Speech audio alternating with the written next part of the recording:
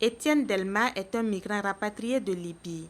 Né en 1997, il a effectué des études jusqu'en classe de 4e. Avant son départ pour la Libye, il s'était reconverti dans la vente de vélos et l'élevage des animaux. Charmé par les histoires de ses dévanciers, il tombera très vite dans la désillusion et le regret. Si tu entendais les histoires de la Libye, tu as l'appétit d'aller à la Libye. Mais effectivement, c'est effectuer le voyage, arriver à la Libye. Mais mon premier jour de mettre pied dans le territoire de Libye, ça sent sous mon organisme qu'actuellement je suis dans l'enfer. Ça me sent même comme ça.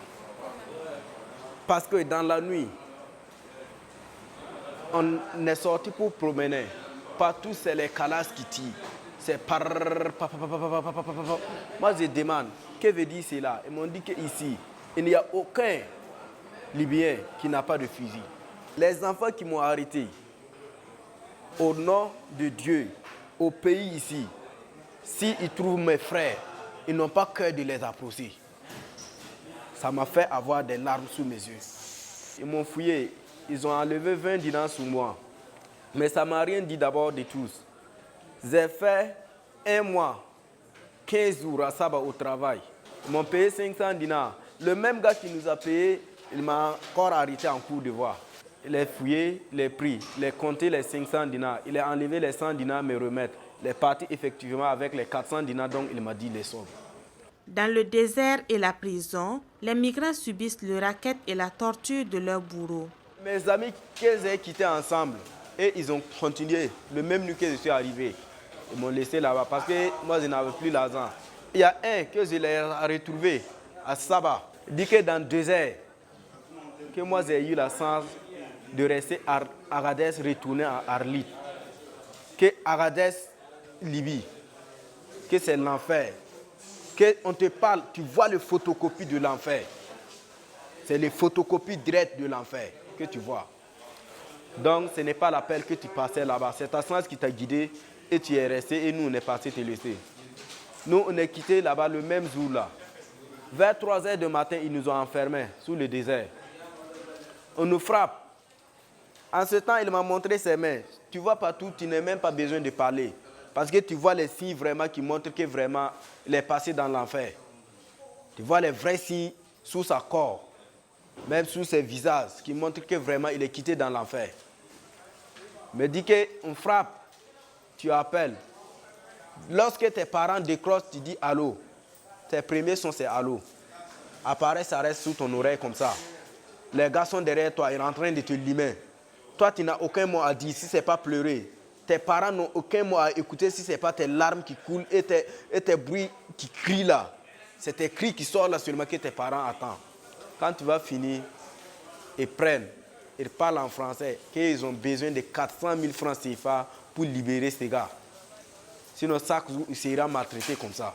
Dans ces conditions, on te frappe, on voit que tu n'es plus vivant là. Tu es vivant mort là. On t'amène sur le désert, on te laisse là-bas et il retourne. Même pour t'envoyer à la Libye là. Ton lot finit sous le désert là. Tu souffres, on voit que non, lui là, celui-ci va mourir là. Non, il ne te laisse pas mourir sous leur véhicule. Il te descend. Mon frère, il faut rester ici, il y a un autre véhicule qui va venir. Il est tout près là, il va venir te prendre, c'est fini. Les migrants passent parfois plusieurs mois en prison, voire des années, jusqu'à y mourir ou être libérés par leurs ambassadeurs. Après plusieurs mois de souffrance en Libye, Étienne a des conseils pour ceux qui sont tentés par l'aventure. C'est que moi je demande à l'air, à tous mes frères qui veulent prendre le voie de Libye, leur petite somme qu'ils ont là, il ne faut pas qu'ils vont considérer que ce n'est pas beaucoup. Ils n'ont qu'à respecter leur somme là même. C'est beaucoup. C'est beaucoup. Ils n'ont qu'à utiliser ça, progresser petit à petit. Ça va développer. Ils vont gagner plus que ça. C'est en voulant trop gagner que l'on perd tout. C'est moi qui ai pris mon argent, accepter les souffrances dont j'ai fait là. Et je conseille mes frères et sœurs qu'il ne faut pas qu'ils vont prendre les sommes là encore pour accepter les mêmes souffrances que j'ai fait. C'est regrettable. Ils vont savoir que non, c'est plus tard. Dans ce temps, c'est déjà passé. Dans son village à Konkoundé, situé dans la région du centre-est du Burkina, c'est un soulagement pour ses parents de voir revenir au bercail leur 4e enfant qu'ils croyaient perdu à jamais.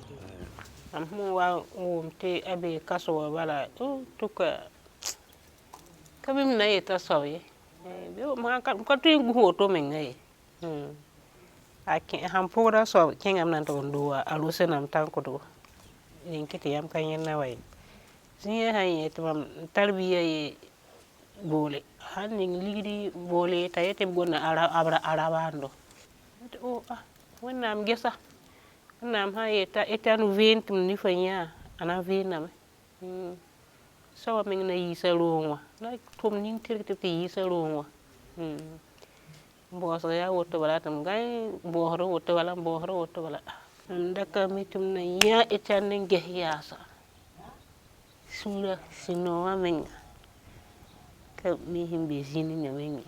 non te la cabe bum la ne sana beton nusa pour la ton ndi kan ya gatin na ken voyage la ton suran patin sama ken tor wuzra ya ta ton le mi to was zaka pour la fond ton se ran pour ça on embarque. Étienne Delma, lui, ne peut cacher sa joie de retrouver non seulement ses parents, mais une partie de ses animaux et surtout la liberté. Pour lui, il n'est plus question de retourner à l'aventure. Dieu m'a fait une grâce, Dieu m'a offert une d'amour, de montrer vraiment son amour, fidélité avec moi et me faire quitter dans ces conditions photocopiées de l'enfer et m'amener envers mes parents. Donc je suis très très content de rester tout près de mes parents. Le commencement, c'était les vélos qu'ils avaient commencé à vendre. Mais à l'air, là, je n'ai plus aucun franc. Vous-même, vous savez, dans les conditions dont on est quitté, on n'a rien pour recommencer le commerce. À l'aise, si je peux gagner au moins une aide pour recommencer mon commerce, effectivement, je préfère rester à côté de mes parents pour ne pas prendre encore les mêmes défaites que j'ai subies, pour ne pas répéter les mêmes bêtises que j'ai subies à coup de mes trajets. Droit Libre TV, la web télé 100% droits humains, 100% liberté d'expression.